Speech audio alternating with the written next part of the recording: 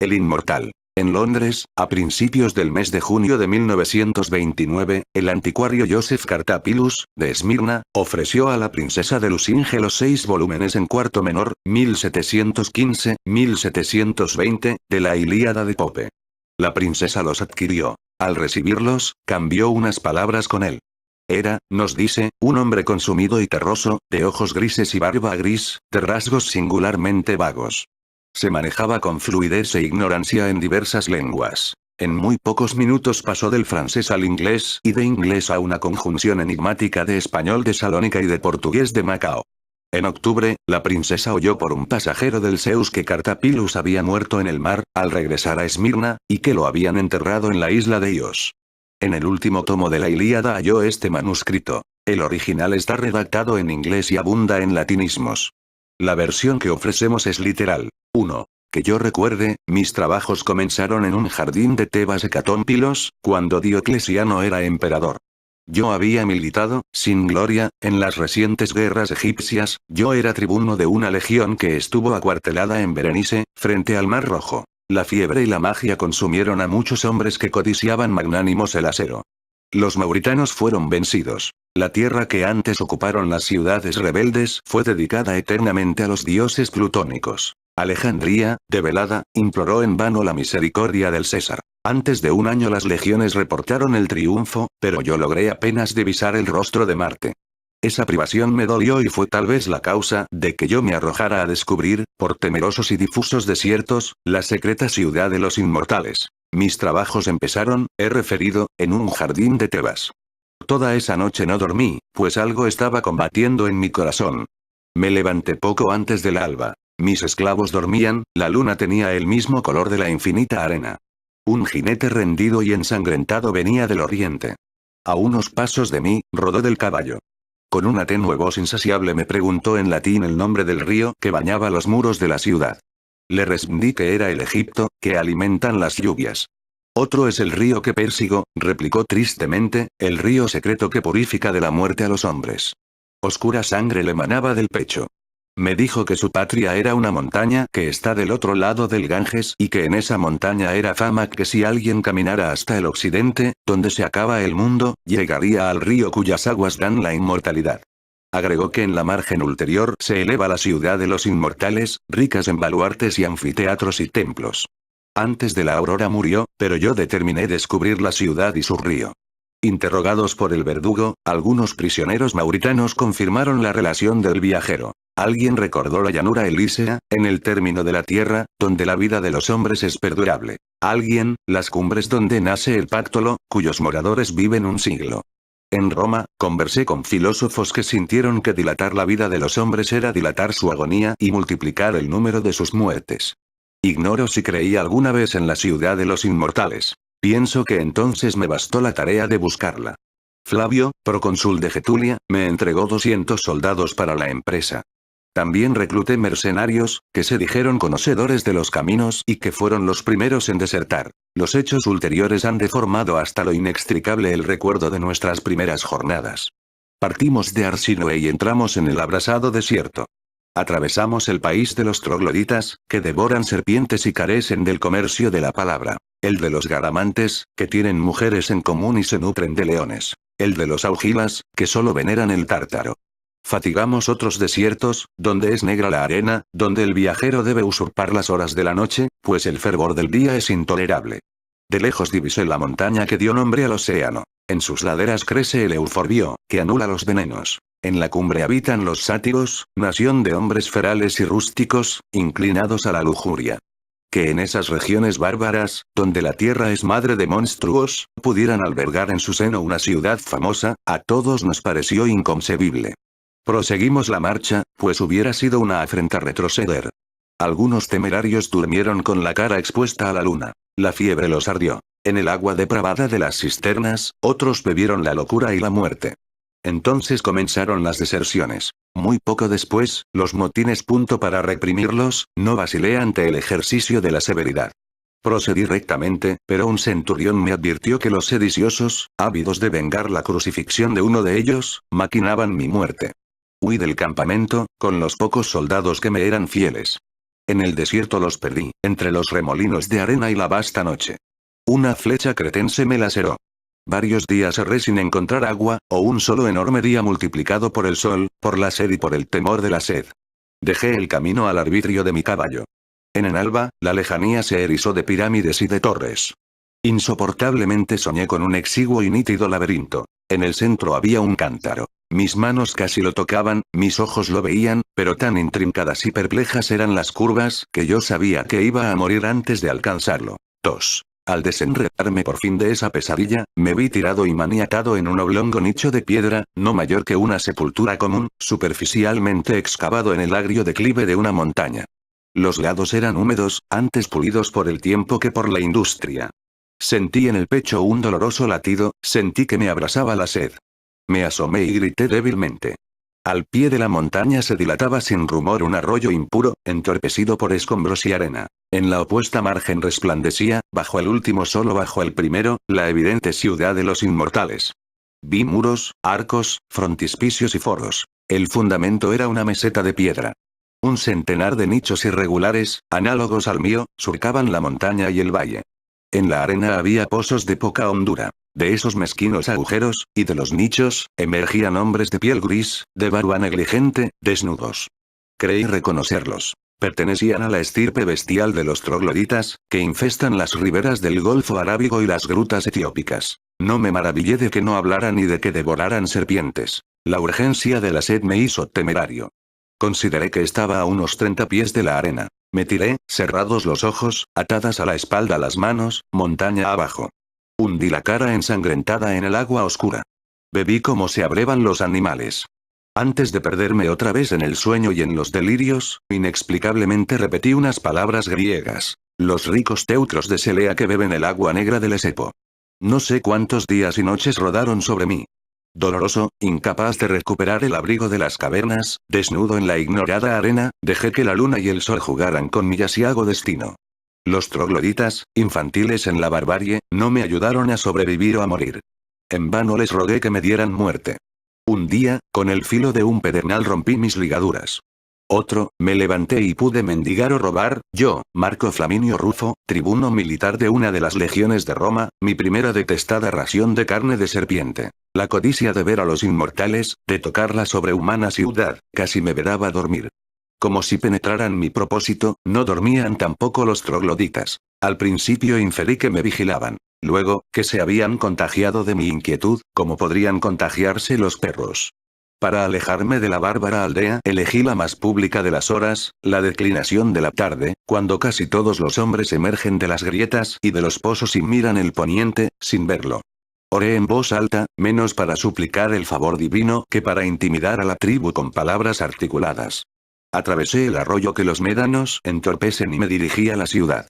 Confusamente me siguieron 2 o 3 hombres. Eran, como los otros de ese linaje, de menguada estatura. No inspiraban temor, sino repulsión. Debí rodear algunas hondonadas irregulares que me parecieron canteras. Ofuscado por la grandeza de la ciudad, yo la había creído cercana. Hacia la medianoche, pisé, erizada de formas idolátricas en la arena amarilla, la negra sombra de sus muros. Me detuvo una especie de horror sagrado. Tan abominadas del hombre son la novedad y el desierto, que me alegré de que uno de los trogloditas me hubiera acompañado hasta el fin. Cerré los ojos y aguardé, sin dormir, que relumbrara el día. He dicho que la ciudad estaba fundada sobre una meseta de piedra. Esta meseta comparable a un acantilado no era menos ardua que sus muros. En vano fatigué mis pasos. El negro basamento no descubría la menor irregularidad, los muros invariables no parecían consentir una sola puerta. La fuerza del día hizo que yo me refugiara en una caverna. En el fondo había un pozo, en el pozo una escalera que se abismaba hacia la tiniebla inferior. Bajé. Por un caos de sórdidas galerías, llegué a una vasta cámara circular, apenas visible. Había 9 puertas en aquel sótano. 8 daban a un laberinto que falazmente desembocaba en la misma cámara. La 9ª, a través de otro laberinto, daba a una segunda cámara circular, igual a la primera. Ignoro el número total de las cámaras. Mi desventura y mi ansiedad las multiplicaron. El silencio era hostil y casi perfecto. Otro rumor no había en esas profundas redes de piedra que un viento subterráneo, cuya causa no descubrí. Sin ruido se perdían entre las grietas hilos de agua herrumbrada. Horriblemente me habitué a ese dudoso mundo. Consideré increíble que pudiera existir otra cosa que sótanos provistos de 9 puertas y que sótanos largos que se bifurcan. Ignoro el tiempo que debí caminar bajo tierra. Sé que alguna vez confundí, en la misma nostalgia, la atroz idea de los bárbaros y mi ciudad natal, entre los racimos. En el fondo de un corredor, un no provisto muro me cerró el paso, una remota luz cayó sobre mí. Alcé los ofuscados ojos. En lo vertiginoso, en lo altísimo, vi un círculo de luz tan azul que pudo parecerme púrpura. Unos peldaños de metal escalaban el muro. La fatiga me relajaba, pero subí, solo deteniéndome a veces para torpemente sollozar de felicidad. Fui divisando capiteles y astrálados, frontones triangulares y bóvedas, confusas pompas del granito y del mármol. Así me fue deparado ascender de la ciega región de negros laberintos entretejidos a la resplandeciente ciudad. Emergía una suerte de plazoleta. Mejor dicho, de patio. Lo rodeaba un solo edificio de forma irregular y altura variable. A ese edificio heterogéneo pertenecían las diversas cúpulas y columnas. Antes que ningún otro rasgo de ese monumento increíble, me suspendió lo antiquísimo de su fábrica. Sentí que era anterior a los hombres, anterior a la tierra.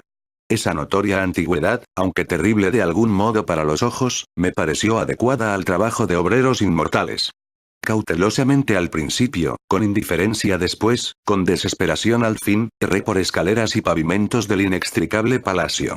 Después averigüé que eran inconstantes la extensión y la altura de los peldaños, hecho que me hizo comprender la singular fatiga que me infundieron. Este palacio es fábrica de los dioses, pensé primeramente. Exploré los inhabitados recintos y corregí. Los dioses que lo edificaron han muerto. Noté sus peculiaridades y dije, los dioses que lo edificaron estaban locos.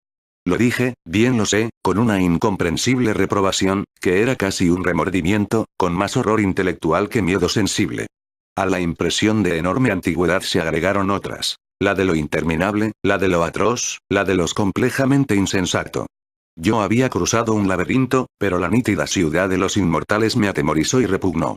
Un laberinto es una casa labrada para confundir a los hombres. Su arquitectura, pródiga en simetrías, está subordinada a ese fin. En el palacio que imperfectamente exploré, la arquitectura carecía de fin. Abundaban el corredor sin salida, la alta ventana inalcanzable, la aparatosa puerta que daba a una celda o a un pozo, las increíbles escaleras inversas, con los peldaños y balaustrada hacia abajo. Otras, adheridas aéreamente al costado de un muro monumental, morían sin llegar a ninguna parte, al cabo de 2 o 3 giros, en la tiniebla superior de las cúpulas. Ignoro si todos los ejemplos que he enumerado son literales. Sé que durante muchos años infestaron mis pesadillas. No puedo saber ya si tal o cual rasgo es una transcripción de la realidad o de las formas que desatinaron mis noches. Esta ciudad, pensé, es tan horrible que su mera existencia y perduración, aunque en el centro de un desierto secreto, contamina el pasado y el porvenir y de algún modo compromete a los astros. Mientras perdure, nadie en el mundo podrá ser valeroso o feliz.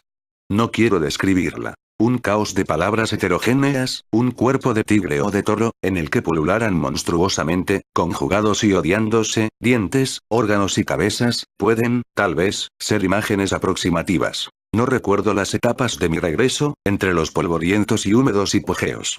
Únicamente sé que no me abandonaba el temor de que, al salir del último laberinto, me rodeara otra vez la nefanda ciudad de los inmortales. Nada más puedo recordar. Ese olvido, ahora insuperable, fue quizá voluntario. Quizá las circunstancias de mi evasión fueron tan ingratas que, en algún día no menos olvidado también, he jurado olvidarlas. 3. Quienes hayan leído con atención el relato de mis trabajos, recordarán que un hombre de la tribu me siguió como un perro podría seguirme, hasta la sombra irregular de los muros. Cuando salí del último sótano, lo encontré en la boca de la caverna. Estaba tirado en la arena, donde trazaba torpemente y borraba una hilera de signos, que eran como letras de los sueños, que uno está a punto de entender y luego se juntan. Al principio, creí que se trataba de una escritura bárbara. Después vi que es absurdo imaginar que hombres que no llegaron a la palabra lleguen a la escritura. Además, ninguna de las formas era igual a otra, lo cual excluía o alejaba la posibilidad de que fueran simbólicas. El hombre las trazaba, las miraba y las corregía. De golpe, como si le fastidiara ese juego, las borró con la palma y el antebrazo. Me miró, no pareció reconocerme. Sin embargo, tan grande era el alivio que me inundaba, o tan grande y medrosa mi soledad, que di en pensar que ese rudimental troglodita, que me miraba desde el suelo de la caverna, había estado esperándome. El sol caldeaba la llanura. Cuando emprendimos el viaje de regreso a la aldea, bajo las primeras estrellas, la arena era ardorosa bajo los pies. El troglodita me precedió. Esa noche concebí el propósito de enseñarle a reconocer, y acaso a repetir, algunas palabras. El perro y el caballo, reflexioné, son capaces de lo primero. Muchas aves, como el ruiseñor de los Césares, de lo último. Por muy vasto que fuera el entendimiento de un hombre, siempre sería superior al de los irracionales. La humildad y miseria el troglodita me trajeron a la memoria la imagen de Argos, el viejo perro moribundo de la Odisea, y así le puse el nombre de Argos y traté de enseñárselo. Fracasé y volví a fracasar. Los arbitrios, el rigor y la obstinación fueron del todo vanos. Inmóvil, con los ojos inertes, no parecía percibir los sonidos que yo procuraba inculcarle. A unos pasos de mí, era como si estuviera muy lejos. Echado en la arena, como una pequeña y ruinosa esfinge de lava, dejaba que sobre él giraran los cielos, desde el crepúsculo del día hasta el de la noche. Juzgué imposible que no se percatara de mi propósito. Recordé que es fama entre los etíopes que los monos deliberadamente no hablan para que no los obliguen a trabajar y atribuí a suspicacia o a temor el silencio de Argos. De esa imaginación pasé a otras, aún más extravagantes. Pensé que Argos y yo participábamos de universos distintos. Pensé que nuestras percepciones eran iguales, pero que Argos las combinaba de otra manera y construía con ellas otros objetos. Pensé que acaso no había objetos para él, sino un vertiginoso y continuo juego de impresiones brevísimas. Pensé en un mundo sin memoria, sin tiempo, consideré la posibilidad de un lenguaje que ignorara los sustantivos, un lenguaje de verbos impersonales o de indeclinables epítetos. Así fueron muriendo los días y con los días los años, pero algo parecido a la felicidad ocurrió una mañana. Llovió, con lentitud poderosa. Las noches del desierto pueden ser frías, pero aquella había sido un fuego.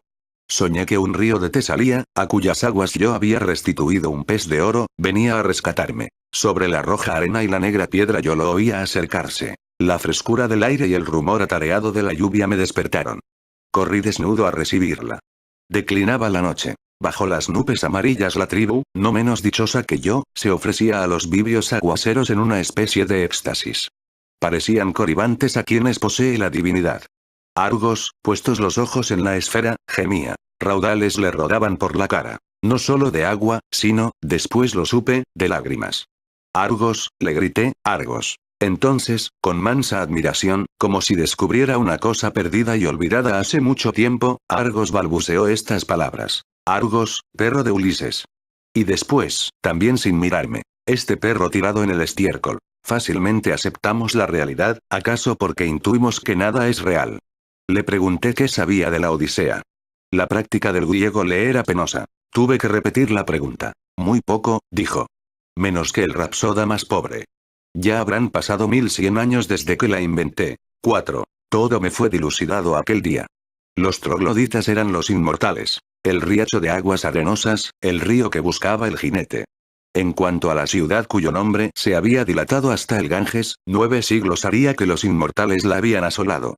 Con las reliquias de su ruina erigieron, en el mismo lugar, la desatinada ciudad que yo recorrí. Suerte de parodia o reverso y también templo de los dioses irracionales que manejan el mundo y de los que nada sabemos, salvo que no se parecen al hombre. Aquella fundación fue el último símbolo a que condescendieron los inmortales. Marca una etapa en que, juzgando que toda empresa es vana, determinaron vivir en el pensamiento, en la pura especulación. Erigieron la fábrica, la olvidaron y fueron a morar en las cuevas. Absortos, casi no percibían el mundo físico. Esas cosas Homero las refirió, como quien habla con un niño. También me refirió su vejez y el postrer viaje que emprendió, movido, como Ulises, por el propósito de llegar a los hombres que no saben lo que es el mar ni comen carne sazonada con sal ni sospechan lo que es un remo. Habitó un siglo en la ciudad de los inmortales. Cuando la derribaron, aconsejó la fundación de la otra. Ello no debe sorprendernos. Es fama que después de cantar la guerra de Ilión, cantó la guerra de las ranas y los ratones.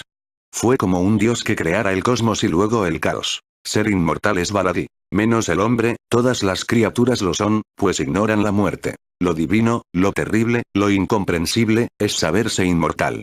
He notado que, pese a las religiones, esa convicción es rarísima. Israelitas, cristianos y musulmanes profesan la inmortalidad, pero la veneración que tributan al primer siglo prueba que solo creen en él, ya que destinan todos los demás, en número infinito, a premiarlo o castigarlo más razonable me parece la rueda de ciertas religiones del Indostán. En esa rueda, que no tiene principio ni fin, cada vida es efecto de la anterior y engendra la siguiente, pero ninguna determina el conjunto, adoctrinada por un ejercicio de siglos, la República de Hombres Inmortales había logrado la perfección de la tolerancia y casi con desdén. Sabía que en un plazo infinito le ocurren a todo hombre todas las cosas. Por sus pasadas o futuras virtudes, todo hombre es acreedor a toda bondad, pero también a toda traición, por sus infamias del pasado o del porvenir. Así como en los juegos de azar las cifras pares y las cifras impares tienden al equilibrio, así también se anulan y se corrigen el ingenio y la estolidez, y acaso el rústico poema del Cid es el contrapeso exigido por un solo epíteto de las églogas o por una sentencia de Heráclito. El pensamiento más fugaz obedece a un dibujo invisible y puede coronar, o inaugurar, una forma secreta. Sé de quienes obraban el mal para que en los siglos futuros resultara el bien, o hubiera resultado en los ya pretéritos, encarados así, todos nuestros actos son justos, pero también son indiferentes. No hay méritos morales o intelectuales.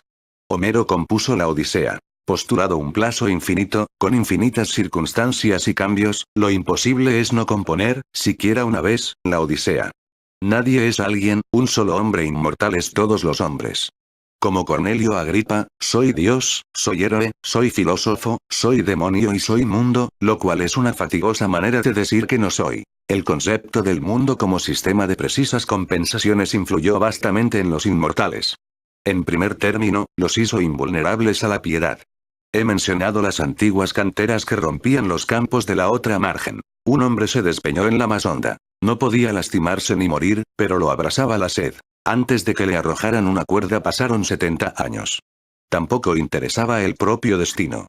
El cuerpo no era más que un sumiso animal doméstico y le bastaba, cada mes, la limosna de unas horas de sueño, de un poco de agua y de una piltrafa de carne. Que nadie quiera rebajarnos a asetas. No hay placer más complejo que el pensamiento y a él nos entregábamos. A veces, un estímulo extraordinario nos restituía al mundo físico. Por ejemplo, aquella mañana, el viejo goce elemental de la lluvia. Esos lapsos eran rarísimos. Todos los inmortales eran capaces de perfecta quietud. Recuerdo alguno a quien jamás he visto de pie. Un pájaro anidaba en su pecho. Entre los corolarios de la doctrina de que no hay cosa que no esté compensada por otra, hay uno de muy poca importancia teórica, pero que nos indujo, a fines o a principios del siglo X, a dispersarnos por la faz de la tierra. Cabe en estas palabras existe un río cuyas aguas dan la inmortalidad. En alguna región habrá otro río cuyas aguas la borren. El número de ríos no es infinito. Un viajero inmortal que recorra el mundo acabará, algún día, por haber bebido de todos. Nos propusimos descubrir ese río. La muerte, o su alusión, hace preciosos y patéticos a los hombres. Estos se conmueven por su condición de fantasmas. Cada acto que ejecutan puede ser el último. No hay rostro que no esté por desdibujarse como el rostro de un sueño. Todo, entre los mortales, tiene el valor de lo irrecuperable y de lo azaroso. Entre los inmortales, en cambio, cada acto, y cada pensamiento, es el eco de otros que en el pasado lo antecedieron, sin principio visible, o el fiel presagio de otros que en el futuro lo repetirán hasta el vértigo. No hay cosa que no esté como perdida entre infatigables espejos. Nada puede ocurrir una sola vez, nada es preciosamente precario. Lo elegíaco, lo grave, lo ceremonial, no rigen para los inmortales. Homero y yo nos separamos en las puertas del Tánger. Creo que no nos dijimos adiós. 5. Recorrí nuevos reinos, nuevos imperios. En el otoño de 1066 milité en el puente de Stamford, ya no recuerdo si en las filas de Harold, que no tardó en hallar su destino, o en las de aquel infausto Haraldarrada que conquistó 6 pies de tierra inglesa, o un poco más. En el séptimo siglo de la Égira, en el arrabal de Bulak, transcribí con pausada caligrafía, en un idioma que he olvidado, en un alfabeto que ignoro, los 7 viajes de Simbad y la historia de la ciudad de bronce. En un patio de la cárcel de Samarcanda he jugado muchísimo al ajedrez. En Bikanir he profesado la astrología y también en Bohemia. En 1683 estuve en Kolosvar y después en Leipzig. En Aberdeen, en 1714, me suscribí a los 6 volúmenes de la Ilíada de Pope. Sé que los frecuenté con deleite. Hacia 1729 discutí el origen de ese poema con un profesor de retórica, llamado, creo, Giambattista. Sus razones me parecieron irrefutables. El 4 de octubre de 1921, el Patna, que me conducía a Bombay, tuvo que fondear en un puerto de la costa eritrea 1.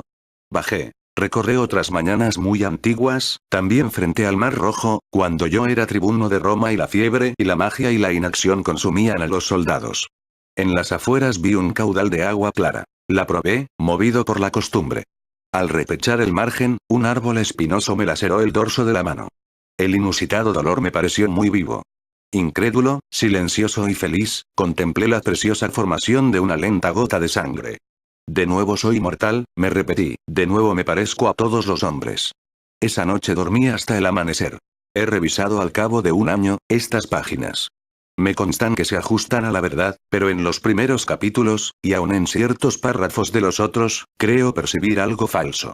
Ello es obra, tal vez, del abuso de rasgos circunstanciales, procedimiento que aprendí en los poetas y que todo lo contamina de falsedad, ya que esos rasgos pueden abundar en los hechos, pero no en su memoria. Creo, sin embargo, haber descubierto una razón más íntima. La escribiré. No importa que me juzguen fantástico. La historia que he narrado parece irreal, porque en ella se mezclan los sucesos de dos hombres distintos. En el primer capítulo, el jinete quiere saber el nombre del río que baña las murallas de Tebas. Flaminio Rufo, que antes ha dado a la ciudad el epíteto de Hecatómpilos, dice que el río es el Egipto. Ninguna de esas locuciones es adecuada a él, sino a Homero, que hace mención expresa en la Ilíada, de Tebas Hecatómpilos, y en la Odisea, por boca de Proteo y de Ulises, dice invariablemente Egipto por Nilo. En el capítulo segundo, el romano, al beber el agua inmortal, pronuncia unas palabras en griego. Esas palabras son homéricas y pueden buscarse en el fin del famoso catálogo de las naves. Después, en el vertiginoso palacio, habla de una reprobación que era casi un remordimiento. Esas palabras corresponden a Homero, que había proyectado ese horror. Tales anomalías me inquietaron. Otras, de orden estético, me permitieron descubrir la verdad. El último capítulo las incluye. Ahí está escrito que milité en el puente de Stamford, que transcribí, en Bullock, los viajes de Sinbad el marino y que me suscribí, en Aberdeen, a la Ilíada inglesa de Pope. Se lee interalia. En Bicanir he profesado la astrología y también en Bohemia. Ninguno de esos testimonios es falso. Lo significativo es el hecho de haberlos destacado.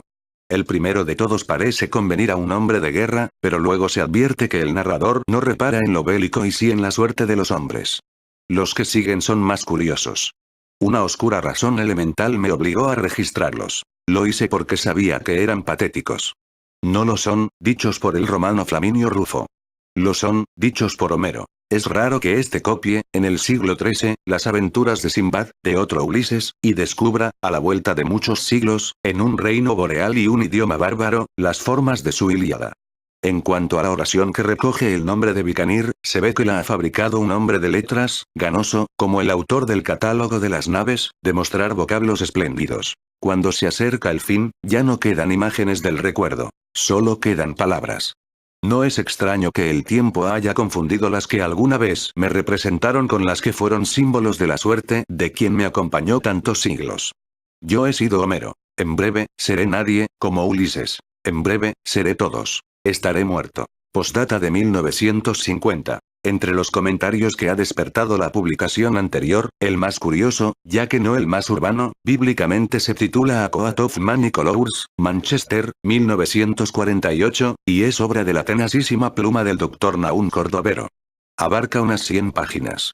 Habla de los centones griegos, de los centones de la baja latinidad, de Ben Jonson, que definió a sus contemporáneos con retazos de Séneca, del Virgilius Evangelicans, de Alexander Ross, de los artificios de George Moore y de Eliot, y finalmente, de la narración atribuida al anticuario Joseph Cartapilus.